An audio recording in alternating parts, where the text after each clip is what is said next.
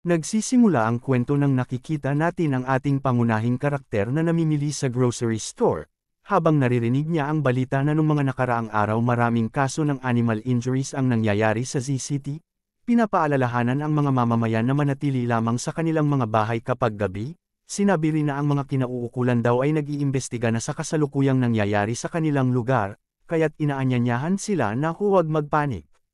Sa isip-isip naman ng ating bida, na wala naman sigurong masama sa pag-iipon ng delata dahil gusto ng kapatid niyang si Hanhan ang mga brand ng mga delata na ito, at patuloy na ibinabalita na dus-dusan na ng mga tao na ang nahawaan ng hindi malaman na virus sa X-City. Ang media ay patuloy nangangalap ng impormasyon tungkol dito at patuloy na magbibigay ng impormasyon sa mga mamamayan sa nangyayari sa kanilang lugar.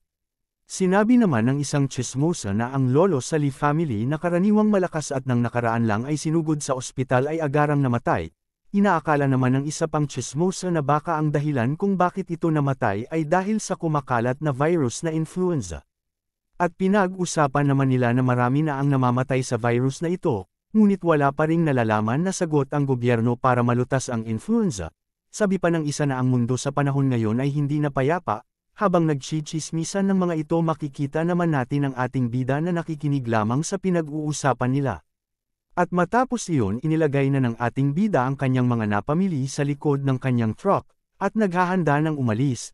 Tinignan naman niya kung tama ba ang mga napamili niya na seeds, instant meals, frozen foods, meat, at iba pang araw-araw na kailangan nila pati na rin chichirya at delata.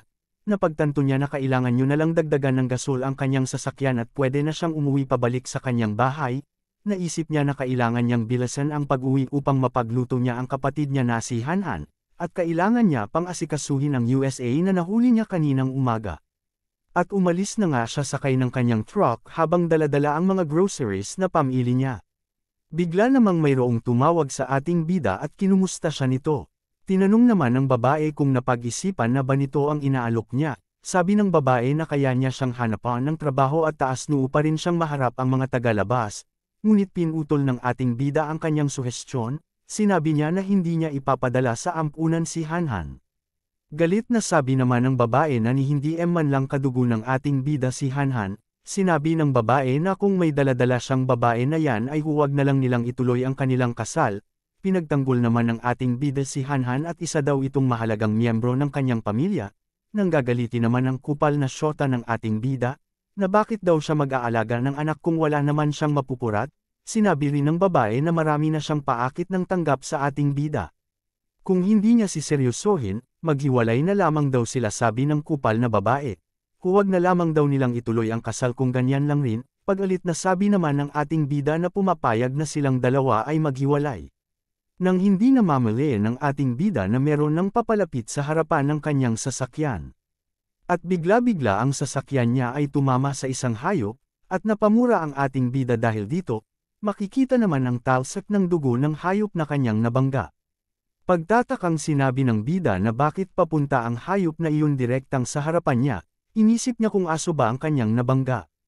Ngunit hindi katagalan ay napag-isip-isip ng ating bida na ito ay hindi aso kundi isang kambing.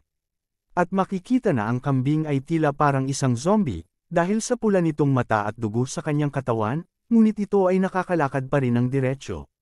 Tumingin naman ang kambing sa ating bida ng may nanlilisik na mga matang kulay pula at duguan. Pagtatakang sabi naman ng ating bida na kung bakit buhay pa rin ang kambing kahit na nabangga niya na ito ng sasakyan niya. Naglakad naman palayo ang kambing matapos itong mabangga ng ating bida na parang walang nangyari, at pumunta na ang kambing pabalik sa gubat. At wala namang masabi ang ating bida sa mga nasasaksihan niya. Ipinawalang bahala na lamang ng ating bida ang nangyari at nagpatuloy ng umuwi sa bahay niya, at hindi katagalan ay nakarating na ang ating bida sa kanyang bahay at tinawag siya ng kanyang kapatid na si Hanhan habang binubuhat niya ang mga napamili niyang mga pagkain. Masayang saad naman ang kapatid niya na nagbalik na ang kanyang kuya habang ito ay papalapit sa kanya. Masayang tumatakbo naman ang kanyang kapatid na si Hanhan papunta sa kanyang kuya, at sinabihan naman ito ng ating bida na bagalan lang nito ang kanyang lakad. Namangha naman si Hanhan sa dami ng nanapamili ng kanyang kuya, at sinabihan niya ito na tutulungan niya siyang dalhin ito. At iniabot naman ng ating bida ang ilan sa mga napamili niya sa kanyang kapatid na si Hana. Tinawag naman niya ang kuya niya at ibinatid dito na natapos niya na lahat ng mga inuutos nito sa kanya. Nalagyan na daw niya ng mga pagkain yung kainan ng baka at napalitan na din niya ng tubig, at diniligan na rin niya ang mga pananim, at nakangiti niyang sinabi na siya ay pagod na, kaya kailangan niya ng kumain ng luto ng kanyang kuya para gumanda ang kanyang pakiramdam. Sumang-ayon naman dito ang kanyang kuya at sinabi niya na magluluto siya ng ilang mga carrot at venison stew para sa mata ko nitong kapatid. Sumang-ayon naman dito ang kanyang nakababatang kapatid at patuloy na nag-usap ang dalawa habang naglalakad papasok ng kanilang bahay. Nang biglang nakita ni Hana ang isa nilang aso na si Xiaobai na kinakain ng mga pananim, at sinita ito ni Hana, at pinalo sa ulo. Habang naglalakad ang dalawa papunta sa kanilang bahay, makikita ang bakas ng mga paa nila sa bawat kanilang hakbang. Makikita ang isang baka na kumakain ng damo ng biglang. Namula at nanlilisik ang mga mata nito habang nakatingin sa ating bida, at hindi alintana dito ang damapo na langaw sa kanyang mata. Habang patapos ng magluto ang kuya niya sinabi ni Hana na kahit kailan ay hindi pa siya nakakita ng solar eclipse. Tinanong niya kung totoo ba na magiging itim ang langit kagaya ng gabi, at maririnig naman natin ang radyo na papalapit na ang pinakakamangha-mangha na eclipse ngayong century na ito.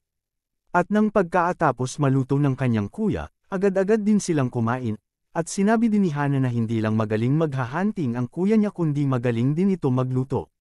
Sinabi naman ng ating bida ng eclipse ay hindi magiging gabi, magiging madilim lang ang araw, at sinabihan niya ito na suotin ang binigay niyang salamin para makita niya ang eclipse. Ang nagbabalita naman ay inanyayahan ang lahat na magbilang ng sabay-sabay para sa darating na solar eclipse pero. At biglang may tinuro si Hana na pinapatinggan niya sa kanyang kapatid. At makikita ang araw na unti-unting nagiging kulay itim mula sa kanilang bintana. Napatayo naman ang ating bida at napahampas sa lamesa nang makita niya ito. At patuloy pa rin ang pagbibilang ng nagbabalita, habang unti-unti nang nagiging madilim ang buong paligid. At dahil dito nagsisimula ng masira ang mga elektrisidad sa kanilang bahay. At tinanong naman ni Hana kung ano ang nangyayari at kung bakit sobrang lamig. At hindi naman mapakali ang aso at may nararamdaman na panganib kaya ito ay tumatahol.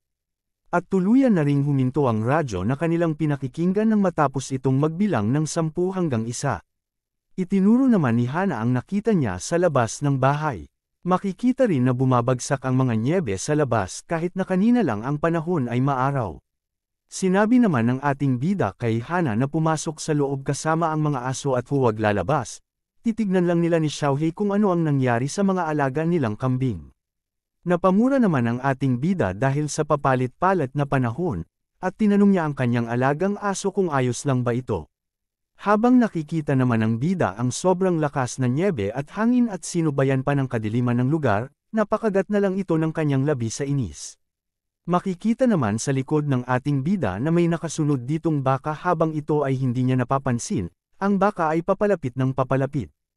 At napansin naman niya na may kakaibang nangyayari sa araw. Ito ay katakatakang naging sobrang dilim. At bigla namang nakaramdam ng panganib ang kasama niyang aso. Habang siya ay naguguluhan pa rin sa mga nangyayari, ang mga halaman butiki at ang araw ay katakatakang nagbago. Tumahol naman ng malakas ang aso nung makita nito na mayroong anyong zombie na baka sa likod ng ating bida, at patuloy ito sa pagtahol. At habang naguguluhan pa rin sa mga nangyayari lumingon siya sa kanyang likuran at nakita ang baka na papalapit na sa kanya.